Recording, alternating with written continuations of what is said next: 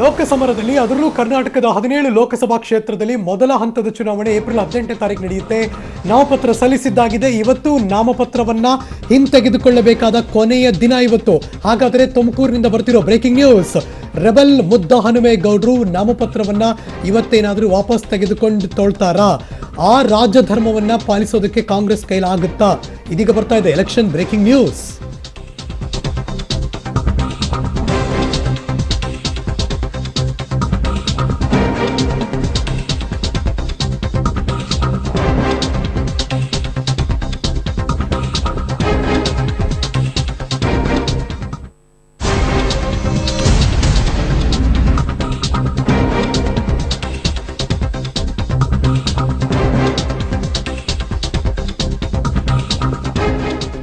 ಈ ಕ್ಷಣ ನೀವು ನೋಡ್ತಿರುವಂತಹ ಬ್ರೇಕಿಂಗ್ ನ್ಯೂಸ್.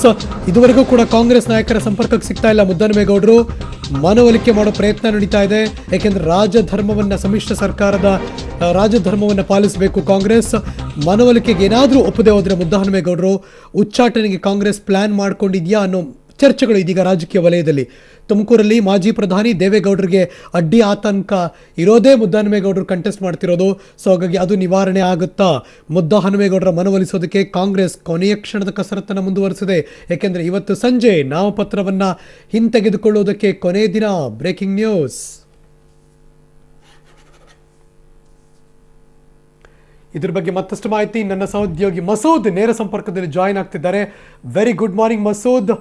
ಮಂಡ್ಯವನ್ನು ಹೊರತುಪಡಿಸಿದರೆ ಮಗದೊಂದು ರಣರಂಗ ಆಗಿ ಈ ರಾಜಕೀಯ ಕ್ಷೇತ್ರದಲ್ಲಿ ಕಾಣಿಸ್ತಾ ಇರೋದು ಅಂದಿರೋದು ತುಮಕೂರು. ಯಾಕೆಂದರೆ ಮಾಜಿ ಪ್ರಧಾನಿಗಳು ಕಂಟೆಸ್ಟ್ ಮಾಡ್ತಿದ್ದಾರೆ, ಆಪೋಸಿಟ್ ಆಗಿ ರೆಬಲ್ ಸಂಸದರಿದ್ದಾರೆ ಅಂತ.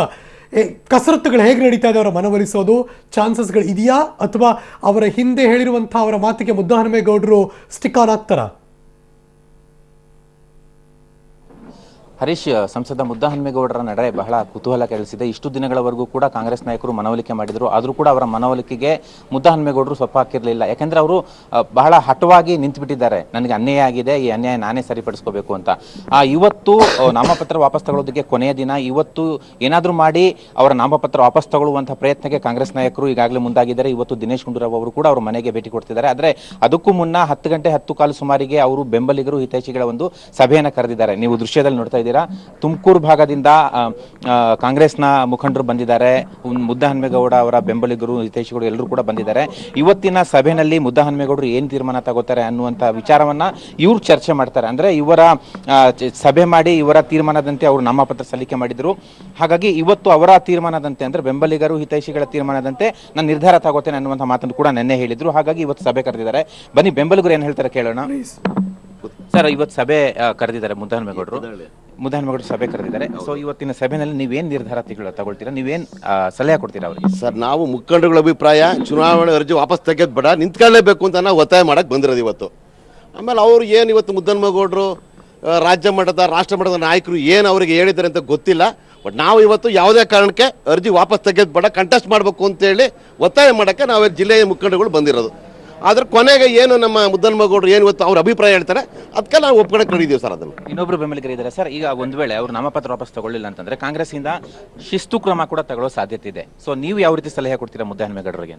ಈಗಾಗಲೇ ಅರ್ಜಿ ಹಾಕಿರ್ತಕ್ಕಂಥ ಮುದ್ದಹನುಮೇಗೌಡರು ಮತ್ತು ಸನ್ಮಾನ್ಯ ರಾಜಣ್ಣ ಸಾಹೇಬರು ನಿರ್ಣಯಗಳನ್ನ ಹೈಕಮಾಂಡ್ ಸಿದ್ದರಾಮಯ್ಯವರು ಮತ್ತು ದಿನೇಶ್ ಗುಂಡೂರಾವ್ ಅವರು, ಜಿಲ್ಲೆಯ ಡಿ ಸಿ ಎಂ ಪರಮೇಶ್ವರಪ್ಪನವರು ಆಲ್ರೆಡಿ ಅವ್ರ ಹತ್ರ ಒಂದು ಸುತ್ತಿನ ಮಾತುಕತೆ ನಡೆಸಿದ್ದಾರೆ. ನಾವುಗಳಂತೂ ಕಾಂಗ್ರೆಸ್ ಪರವಾಗಿ ಕಾಂಗ್ರೆಸ್ ಪಕ್ಷ ಉಳಿಸೋಕ್ಕೋಸ್ಕರ ನಮ್ಮ ಹೋರಾಟ ಇದ್ದೇ ಇದೆ.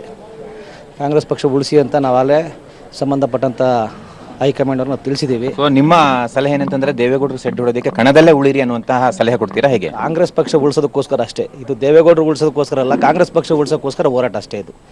ಅದಕ್ಕೋಸ್ಕರ ನಮ್ಮ ಮುದ್ದಹನುಮೇಗೌಡರಿಗೆ ನಾವು ಕಣದಲ್ಲಿ ಇರಿ ಅಂತ ನಮ್ಮ ಅಭಿಪ್ರಾಯನ ತಿಳಿಸ್ತಾ ಇದ್ದೀವಿ. ಆದರೂ ಹೈಕಮಾಂಡ್ ಅವರ ಅಭಿಪ್ರಾಯ ಯಾವ ರೀತಿ ಆಗುತ್ತೋ ಅದಕ್ಕೆ ನಾವು ಬದ್ಧರಾಗಿರ್ತೇವೆ. ಬೆಂಬಲಿಗರು ಇವತ್ತು ಏನು ಸಲಹೆ ಕೊಡ್ತಾರೆ ಅಂತಂದ್ರೆ ಕಣದಲ್ಲೇ ಇರಿ ಅನ್ನುವಂಥ ಸಲಹೆ ಕೊಡ್ತಾರಂತೆ. ಅದಲ್ಲದೆ ತೀರ್ಮಾನ ತಗೊಳ್ಳುವಂತಹ ವಿಚಾರ ಬಿಟ್ಟಿರುವಂಥದ್ದು ಮುದ್ದಹನುಮೇಗೌಡರಿಗೆ. ಹಾಗಾಗಿ ಮುದ್ದಹನುಮೇಗೌಡರು ಏನಾದರೂ ತೀರ್ಮಾನ ತಗೊಳ್ಳಿ, ನಮ್ಮ ಸಲಹೆ ನಾವು ಕೊಡ್ತೇವೆ ಅನ್ನುವಂಥ ಮಾತನ್ನು ಕೂಡ ಹೇಳ್ತಿದ್ದಾರೆ. ಮತ್ತೆ 10:30-11 ಗಂಟೆ ಸುಮಾರಿಗೆ ದಿನೇಶ್ ಗುಂಡೂರಾವ್ ಅವರು ಕೂಡ ಬರ್ತಾರೆ.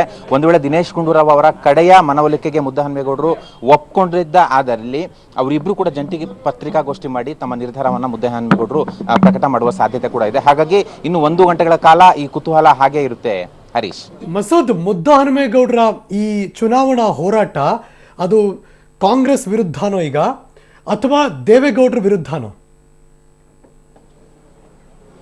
ಹರೀಶ್, ಇಷ್ಟು ದಿನಗಳ ಕಾಲ ನಾವು ಅವಲೋಕನ ಮಾಡಿದ್ರೆ, ಅಂದ್ರೆ ಅವ್ರ ನಾಮಪತ್ರ ಸಲ್ಲಿಕೆ ಆದಾಗಿನಿಂದ ಮತ್ತೆ ತುಮಕೂರು JDS ಹೋದಾಗಿನಿಂದ ನೋಡೋದಾದ್ರೆ, ಮೊದಲಿಗೆ ಏನ್ ಹೇಳ್ತಿದ್ರು ಇವರು, ತುಮಕೂರಲ್ಲಿ ದೇವೇಗೌಡರು ಸ್ಪರ್ಧೆ ಮಾಡಿದ್ರೆ ನಾನು ಒಪ್ಕೊಳ್ಳಲ್ಲ, ಅಂದ್ರೆ ನಾನು ಒಪ್ಕೊಳ್ತೇನೆ, ಅವ್ರಿಗೆ ಬೆಂಬಲ ಕೊಡ್ತೇನೆ ಅನ್ನುವಂಥ ಮಾತನ್ನ ಹೇಳ್ತಿದ್ರು. ಆದ್ರೆ ದೇವೇಗೌಡರು ಕೂಡ ಖುದ್ದಾಗಿ ಸ್ಪರ್ಧೆ ಮಾಡ್ತಿದ್ರು ಕೂಡ ಇವರು ಹಠವಾಗಿ ಬೆಂಬಲಿಗರ ಸಲಹೆ ಪಡೆದು ನಾಮಪತ್ರ ಸಲ್ಲಿಕೆ ಮಾಡಿದ್ದಾರೆ, ಬಂಡಾಯ ಅಭ್ಯರ್ಥಿಯಾಗಿ ಸ್ಪರ್ಧೆ ಮಾಡಿದ್ದಾರೆ. ಈಗ ದೇವೇಗೌಡರನ್ನ ಸಲಹೆ ಕೂಡ ತಗೊಂಡಿದ್ದಾರೆ. ದೇವೇಗೌಡರು ಕೂಡ ಅದಕ್ಕೂ ಮುಂಚೆ ತುಂಬಾ ಒತ್ತಡ ಕೂಡ ಹಾಕಿದ್ದಾರೆ ನಾಮಪತ್ರ ವಾಪಸ್ ತಗೊಳ್ಳೋದಕ್ಕೆ. ಆದರೂ ಕೂಡ ಮುದ್ದಹನುಮೇಗೌಡರು ತಮ್ಮ ಹಠ ಸಡಿಲ ಮಾಡಿರಲಿಲ್ಲ. ಹಾಗಾಗಿ ಕಾಂಗ್ರೆಸ್ ನಾಯಕರ ಮನವೊಲಿಕೆ ಪ್ರಯತ್ನವೂ ಕೂಡ ನಿನ್ನೆವರೆಗೂ ವಿಫಲ ಆಗಿತ್ತು. ಸಿದ್ದರಾಮಯ್ಯನವರು ಕೂಡ ನಿನ್ನೆ ಫೋನ್ ಮಾಡಿ ಮಾತಾಡಿದ್ರು, ಸಲಹೆ ಅಂದ್ರೆ ವಾಪಸ್ ತಗೊಳ್ಳಿ ನಾಮಪತ್ರ ಅನ್ನುವಂಥ ವಿಚಾರ ಕೂಡ ಹೇಳಿದ್ರು. ನಮ್ಮ ಜೊತೆ ಇನ್ನಷ್ಟು ಬೆಂಬಲಿಗರು ಇದ್ದಾರೆ, ಅವರು ಏನ್ ಹೇಳ್ತಾರೆ, ಅವ್ರು ಏನ್ ಸಲಹೆ ಕೊಡ್ತಾರೆ ಕೇಳೋಣ. ಸರ್, ಈಗ ಇವತ್ತಿನ ಸಭೆಯಲ್ಲಿ ನೀವೇನು ಬೆಂಬಲವಾಗಿ ನಿಲ್ತೀರಾ ಅಥವಾ ಏನ್ ಸಲಹೆ ಕೊಡ್ತೀರಾ ಮುದ್ದಹನುಮೇಗೌಡರಿಗೆ? ಸಲಹೆ ಏನಿಲ್ಲ ಸರ್, ಕಾಂಗ್ರೆಸ್ ಅಸ್ತಿತ್ವ ಉಳಿಬೇಕು ಅಂದರೆ ಮುದ್ದಹನುಮೇಗೌಡರು ಇಡೀ ಜಿಲ್ಲೆಯ ಸ್ಟ್ರೀಮ್ ಲೈನ್ ರಾಜಕಾರಣದಲ್ಲಿ ಇರಬೇಕು. ಅದಕ್ಕೆ ಸ್ಪರ್ಧೆನೇ ಅನಿವಾರ್ಯ. ಶಿಸ್ತು ಕ್ರಮ ಪಕ್ಷದವ್ರು ಈಗಾಗಲೇ ಕೊಟ್ಟಾಗಿವೆ. ಇದು ಮುದ್ದಹನುಮೇಗೌಡರು ಟಿಕೆಟ್ ತಪ್ಪಿರೋದೇ ದೊಡ್ಡ ಶಿಸ್ತು ಕ್ರಮ, ಅದಕ್ಕಿಂತ ದೊಡ್ಡದು ಯಾವುದೂ ಇಲ್ಲ. ನಮ್ಮ ಅಭಿಪ್ರಾಯ ಅವ್ರ ಸ್ಪರ್ಧೆಯಲ್ಲಿ ಇರಬೇಕು ಅಂತ ಇದೆ. ಇವತ್ತೆಲ್ಲ ಮುಖಂಡರ ಅಭಿಪ್ರಾಯ ತಗೊಂಡು ಅಂತಿಮ ನಿರ್ಣಯ ತಿಳಿಸ್ತೀವಿ. ಪಕ್ಷದ ಉಳಿವಿಗೋಸ್ಕರ ನಾಮಪತ್ರ ಸಲ್ಲಿಸಿದ್ದು. ನಾವೇನೇ ನಿರ್ಧಾರ ತೆಗೆದುಕೊಂಡ್ರು ಪಕ್ಷದ ಭವಿಷ್ಯದ ಹಿತದೃಷ್ಟಿಯಿಂದಲೇ ನಿರ್ಧಾರ ತೆಗೆದು. ಈಗ ಪಕ್ಷದಿಂದ ಅನ್ಯಾಯ ಆಗಿರೋದು, ದೇವೇಗೌಡ ಅವರಿಂದ ಅನ್ಯಾಯ ಆಗಿರೋದು, ಅನ್ಯಾಯ ಆಗಿರೋದು. ಇದು ಅವ್ರದ್ದು ಏನ್ ತಪ್ಪಿಲ್ಲ. ಪಕ್ಷದಿಂದ ಉಚ್ಚಾಟನೆ ಮಾಡಿದ್ರು ಕೂಡ ಅವ್ರು ಎಲೆಕ್ಷನ್ ನಿಂತ್ಕೊಳ್ಳೇಬೇಕು ಹಂಗಿದ್ರೆ ಕೊಟ್ಟಂತ ಪುರಸ್ಕಾರ ಇದು. ಯಾವತ್ತು ಪಕ್ಷದಿಂದ ಒಂದ್ ವೇಳೆ ಉಚ್ಚಾಟನೆ ಮಾಡಿದ್ರೆ ಏನ್ ಮಾಡ್ತಾರೆ? ಉಚ್ಚಾಟನೆ ಏನು ಇದೇನು ಉಚ್ಚಾಟನೆ ಮಾಡಿದವ್ರನ್ನೆಲ್ಲ ವಾಪಸ್ ತಗೊಂಡಿಲ್ವಾ ಸ್ವಾಮಿ? ಪ್ರತಿಭೆಗೆ ಪುರಸ್ಕಾರ ಕೊಟ್ಟು ದೇವೇಗೌಡರನ್ನ ಮುದ್ದಹನುಮೇಗೌಡರನ್ನ ಪಾರ್ಲಿಮೆಂಟ್ರಿಗೆ ಕಳಿಸಿದ್ರೆ ಇವತ್ತು ಏಕಲವ್ಯ ಅಂತಾರ ಹೋರಾಟ ಮಾಡಿರೋರು ಅಂತ ಒಬ್ಬ ಪ್ರತಿಭಾವಂತನ್ನ ಕಡೆಗಣಿಸಿದ್ರು ಅಂತಂದ್ರೆ ಇವ್ರ ಮೆರಿಟ್ ರೇಟಿಂಗ್ ಏನ್ ಹೇಳಿ? ಇದ್ರಲ್ಲಿ ಏನಾಗಿದೆ ಅಂತಂದ್ರೆ ನಮ್ಮಲ್ಲಿ ಮೇಷ್ಟ್ರು 35 ಮಾರ್ಕ್ಸ್ ತಗೊಂಬಂದು ಹರೀಶ್, ಮೈತ್ರಿ ಧರ್ಮವನ್ನ ಮುಂದಿಟ್ಟುಕೊಂಡು ಮುದ್ದಹನುಮೇಗೌಡರು ಟಿಕೆಟ್ ಕೊಡೋಕೆ ಸಾಧ್ಯ ಇಲ್ಲ ಅನ್ನೋದು ಕಾಂಗ್ರೆಸ್ನ ವಾದ. ಸೊ ಇದಕ್ಕೆ ಏನಂತಾರೆ ಅವ್ರ ಕಾರ್ಯಕರ್ತರು, ಅವ್ರ ಜೊತೆಗಾರರು? ಸರ್, ಈಗ ಮೈತ್ರಿ ನಿಯಮದಂತೆ ಅವರಿಗೆ ಮುದ್ದಹನುಮೇಗೌಡರಿಗೆ ಟಿಕೆಟ್ ಕೊಡಕ್ಕಾಗಲ್ಲ. ಸೊ ನೆಕ್ಸ್ಟ್ ಏನು? ಮೈತ್ರಿ ನಿಯಮ ಸಿಟ್ಟಿಂಗ್ MP ಗಳಿಗೆ ತೀರ್ಮಾನ ಆಗಿದೆ, ಹೈಕಮಾಂಡ್ ಮಟ್ಟದಲ್ಲಿ ತೀರ್ಮಾನ ಆಗ್ಬಿಟ್ಟಿದೆ. ನೆಕ್ಸ್ಟ್ ಏನು ಅಂತ ಹಂಗಲ್ಲ. ಇವಾಗ ಏನಿಲ್ಲ, ನಮ್ಮಲ್ಲಿ ಎಲ್ಲರೂ ನಮ್ಮ ಒಂದೇ ಒಂದು ಅಭಿಪ್ರಾಯ ಏನು ಅಂತಂದ್ರೆ ಕಾಂಗ್ರೆಸ್ ಅಸ್ತಿತ್ವ ಜಿಲ್ಲೆನಲ್ಲಿ ಉಳಿಬೇಕಾದ್ರೆ ಮುದ್ದಹನುಮೇಗೌಡರು ಸ್ಟ್ರೀಮ್ ಲೈನ್ ನಲ್ಲಿ ಇರಲೇಬೇಕು. ಒಂದು ವೇಳೆ ಮುದ್ದಹನುಮೇಗೌಡರು ಇವತ್ತಿನ ಸಭೆ ನಂತರ ವಾಪಸ್ ತಗೊಳ್ಳೋದಕ್ಕೆ ನಿರ್ಧಾರ ಮಾಡ್ತಾರೆ ಅನ್ಕೊಳ್ಳಿ, ಆವಾಗ್ಲೂ ಕೂಡ ನೀವು ದೇವೇಗೌಡರ ಪರನ ಪ್ರಚಾರ ಮಾಡಲೇಬೇಕು, ಮಾಡ್ತೀರಾ? ಅದು ನಾವು ಕಾಂಗ್ರೆಸ್ ನಾವು ಏನು ಕಾರ್ಯಕರ್ತರದ್ದು ಒಂದು ಮೀಟಿಂಗು ನೆಕ್ಸ್ಟ್ ಮಾಡೇ ಮಾಡ್ತೀವಿ. ಅದರಲ್ಲಿ ನಾವೇನು ಮಾಡಬೇಕು ಜಿಲ್ಲೆನಲ್ಲಿ ಅನ್ನೋದ್ರ ಬಗ್ಗೆ ನಾವು ನಿರ್ಧಾರ ತಗೊತೀವಿ. ಅಷ್ಟು ಈಸಿಯಾಗಿ ಕಾಂಗ್ರೆಸ್ನ ಜಿಲ್ಲೆನಲ್ಲಿ ತೆಗಿಯೋದಕ್ಕೆ ಯಾರು ಇಷ್ಟ ಇಲ್ಲ. ನಮಗೆ ನಮ್ಮ ಅಸ್ತಿತ್ವ ನಮ್ಮ ಇದು ಬೇಕು. ಬೆಂಬಲಿಗರು ಕೂಡ ಅಷ್ಟೇ ಹಠವಾಗಿ ಅವರ ಬೆಂಬಲವಾಗಿ ನಿಂತಿದ್ದಾರೆ ಹರೀಶ್. ಅಂದ್ರೆ ಅವ್ರ ಕಣದಲ್ಲೇ ಉಳಿಬೇಕು, ಕಾಂಗ್ರೆಸ್ನ ಉಳಿಸಬೇಕು ನಮ್ಮ ಕ್ಷೇತ್ರದಲ್ಲಿ, ನಮ್ಮ ಜಿಲ್ಲೆಯಲ್ಲಿ. ಹಾಗಾಗಿ ನಾವು ಅವ್ರ ಬೆಂಬಲವಾಗಿ ನಿಲ್ತೇವೆ ಅನ್ನುವಂಥ ನೋಡೋಣ ಸಭೆಯಲ್ಲಿ ಏನ್ ತೀರ್ಮಾನ ಆಗುತ್ತೆ ಅಂತ. ಎಷ್ಟೊತ್ತು ಗೊತ್ತಾಗ್ಬೋದು? ಒಂದು 11:30 ಸುಮಾರಿಗೆ ಅವರ ನಡೆ ಏನು, ಅವರ ಮುಂದಿನ ನಿರ್ಧಾರ ಏನು, ನಾಮಪತ್ರ ವಾಪಸ್ ತಗೊಳ್ತಾರ ಇಲ್ವಾ ಅನ್ನುವಂಥ ವಿಚಾರಕ್ಕೆ ಸ್ಪಷ್ಟತೆ ಸಿಗುತ್ತೆ. ಅಂದ್ರೆ ಒಂದು ಗಂಟೆಗಳ ಕಾಲ ಈ ಸಭೆ ನಡೆಯುತ್ತೆ ಬೆಂಬಲಿಗರ ಜೊತೆ. ಮತ್ತೆ ದಿನೇಶ್ ಗುಂಡೂರಾವ್ ಸೇರಿದಂತೆ ಇತರೆ ಕಾಂಗ್ರೆಸ್ ನಾಯಕರು ಕೂಡ ಬರ್ತಾ ಇದ್ದಾರೆ. ಹಾಗಾಗಿ ಬಹಳ ಪರಿಣಾಮಕಾರಿಯಾಗಿ ಮನವೊಲಿಕೆ ಕಾರ್ಯವೂ ಕೂಡ ನಡೀಬಹುದು ದಿನೇಶ್ ಗುಂಡೂರಾವ್ ಅವರಿಂದ. ಹಾಗಾಗಿ ಬಹುಪಾಲು ವಾಪಸ್ ತಗೊಳ್ಳುವ ಸಾಧ್ಯತೆಗಳು ಜಾಸ್ತಿ ಆಗಿದ್ದಾವೆ. ಆದರೂ ಕೂಡ ಇವರ ಹಠ ಎಷ್ಟು ಮಟ್ಟಿಗೆ ಸೋಲುತ್ತೆ, ಹಠ ಗೆಲ್ಲುತ್ತಾ ಅನ್ನೋದು ಕಾದು ನೋಡಬೇಕಾಗುತ್ತೆ. ಇನ್ನು 1-1.5 ಗಂಟೆಗಳಲ್ಲಿ ಮುದ್ದಹನುಮೇಗೌಡರು ವಾಪಸ್ ತಗೊಳ್ತಾರ ನಾಮಪತ್ರ ಇಲ್ಲವ ಅನ್ನುವಂಥ ವಿಚಾರ ಗೊತ್ತಾಗುತ್ತೆ Harish. Thank you so much Masood. ಈ ಕ್ಷಣದ ಎಲ್ಲ ಮಾಹಿತಿಗಾಗಿ ನೇರವಾಗಿ ತುಮಕೂರಿಗೆ ಹೋಗ್ತಿದ್ದೀನಿ. ನನ್ನ ಸಹೋದ್ಯೋಗಿ ಮಂಜುನಾಥ್ ಇದೀಗ ನನ್ನ ಜೊತೆ ನೇರ ಸಂಪರ್ಕದಲ್ಲಿ ಜಾಯ್ನ್ ಆಗ್ತಿದ್ದಾರೆ. Very good morning Manjunath. ಬಹಳ ಕುತೂಹಲ ಕೇಳಿಸಿದೆ, ನಾಮಪತ್ರವನ್ನ ಹಿಂಪಡೆಯುವ ಈ ದಿವಸ ಅಂದ್ರೆ ಕೊನೆ ದಿವಸ ಮುದ್ದಹನುಮೇಗೌಡರ ನಿಲುವೇನು ಅಂತ. ಇದುವರೆಗೆ ಎಷ್ಟೋ ಸಂದರ್ಭದಲ್ಲಿ ಲೈವಲ್ಲಿ ನೀವು ಮಾತಾಡಿಸ್ತಿರ್ಬೇಕಾದ್ರೆ ಮುದ್ದಹನುಮೇಗೌಡರು ತುಂಬ ಅವರ ಕಾರ್ಯಕರ್ತರು ಹೇಳ್ದಂಗೆ, ಅವರ ಹಿತೈಷಿಗಳು ಹೇಳ್ದಂಗೆ ನಾನು ಕಂಟೆಸ್ಟ್ ಮಾಡೇ ಮಾಡ್ತೀನಿ ನಿಂತಿದ್ರು. ಮನವೊಲಿಸುವ ಪ್ರಯತ್ನ ಎಲ್ಲಿ ತನಕ ಬರ್ತಾ ಇದೆ? ತುಮಕೂರಿನ ಜನ ಏನಂತಾರೆ ಇದಕ್ಕೆ? ಎಸ್ ಹರೀಶ್, ಮುದ್ದಹನುಮೇಗೌಡರು ಬಹುತೇಕವಾಗಿ ನಾಮಪತ್ರವನ್ನು ವಾಪಸ್ ತೆಗೆದುಕೊಳ್ಳುವಂತಹ ಎಲ್ಲಾ ಸಾಧ್ಯತೆಗಳು ಹೆಚ್ಚಾಗಿದೆ. ಯಾಕಂದ್ರೆ ಕಳೆದ 4-5 ದಿನಗಳಿಂದ ವರಿಷ್ಠರಿಂದ ಬಂದಿರುವಂತಹ ಒತ್ತಡ ಆಗಿರ್ಬೋದು, ಬೆಂಬಲಿಗರಿಂದ ಬಂದಿರುವಂತಹ ಕೆಲವು ಬೆಂಬಲಿಗರಿಂದ ಬಂದಂತಹ ಒತ್ತಡ ಆಗಿರ್ಬೋದು, ಇವೆಲ್ಲವೂ ಒತ್ತಡಗಳಿಗೆ ಮಣಿದಂತಹ ಮುದ್ದಹನುಮೇಗೌಡರು ಬಹುತೇಕವಾಗಿ ಇವತ್ತು ನಾಮಪತ್ರವನ್ನು ವಾಪಸ್ ತೆಗೆದುಕೊಳ್ಳುವಂತಹ ಎಲ್ಲಾ ಸಾಧ್ಯತೆಗಳು ಗೋಚರಿಸ್ತಾ ಇದೆ. ನಿನ್ನೆ ಸ್ವತಃ ಏನು AICIC ಅಧ್ಯಕ್ಷರಾದ ರಾಹುಲ್ ಗಾಂಧಿಯವರೇ ಕೂಡ ಏನು ಫೋನ್ನಲ್ಲಿ ಮಾತಾಡಿರೋದ್ರಿಂದ ಅವರು ಕೂಡ ಒತ್ತಡ ಹಾಕಿರೋದ್ರಿಂದ ಪಕ್ಷದ ಹಿತದೃಷ್ಟಿಯಿಂದ ತಾನು ನಾಮಪತ್ರವನ್ನು ವಾಪಸ್ ತೆಗೆದುಕೊಳ್ತೀನಿ ಎನ್ನುವಂಥ ಒಂದು ನಿರ್ಧಾರಕ್ಕೆ ಬರುವ ಎಲ್ಲ ಸಾಧ್ಯತೆಗಳಿದೆ. ಈಗಾಗಲೇ ಬೆಂಗಳೂರಿನಲ್ಲಿರುವಂತಹ ಅವರ ನಿವಾಸದಲ್ಲಿ ಸಭೆ ನಡೀತಾ ಇದೆ. ಈಗಾಗಲೇ KPCC ಅಧ್ಯಕ್ಷರು ಕೂಡ ಅವರನ್ನು ಭೇಟಿಯಾಗುವಂಥ ಎಲ್ಲ ಸಾಧ್ಯತೆ ಇದೆ. ಅದರ ಜೊತೆಗೆ ತುಮಕೂರಿನಲ್ಲಿರುವಂತಹ ಹಲವಾರು ಮುಖಂಡರು ಕೂಡ ಮುದ್ದನ್ಮೇಗೌಡ ನಿವಾಸದಲ್ಲಿ ಸೇರಿದ್ದಾರೆ. ಅಲ್ಲೂ ಕೂಡ ಮೀಟಿಂಗ್ ನಡೀತಾ ಇದೆ.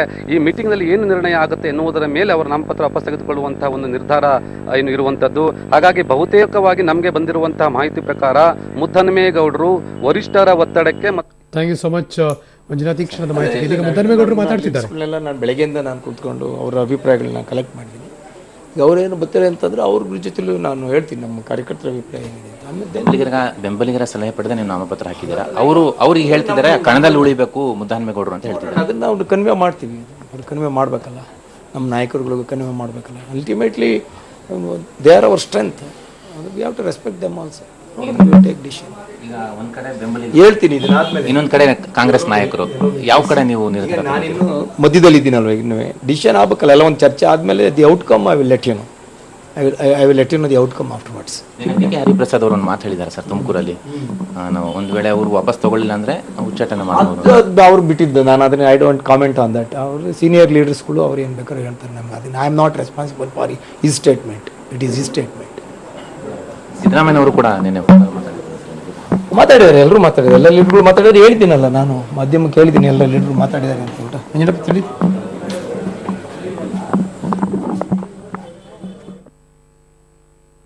ಏನನ್ನು ಈ ಕ್ಷಣಕ್ಕೆ ಕ್ಲಾರಿಟಿಯಾಗಿ ಹೇಳೋಕೆ ತಯಾರಿಲ್ಲ ಅನ್ನಿಸ್ತಾ ಇದೆ ಮುದ್ದನ್ಮೇಗೌಡರು. ಎಲ್ಲವೂ ಕೂಡ ಈ ಕ್ಷಣಕ್ಕೆ ಬೂದಿ ಮುಚ್ಚಿದ ಕೆಂಡ ಅಂತಿರೋ ಅಥವಾ ಕತ್ತಿಯ ಹಲಗೆಯ ಮೇಲೆ ನಡೆಯುವಂಥ ಪರಿನೋ ಗೊತ್ತಿಲ್ಲ. ಇನ್ ಬಿಟ್ವೀನ್ ಇದ್ದೀನಿ ನಾನು ಅಂತ ಅವರೇ ಹೇಳಿದ್ರು. ಅಂದರೆ ಇನ್ನು ನಾ ಉದರ್ ಅಂದರೆ ಆ ಕಡೆಗೂ ಹೇಳ್ತಿಲ್ಲ, ಅವ್ರು ಈ ಕಡೆಗೂ ಹೇಳ್ತಿಲ್ಲ.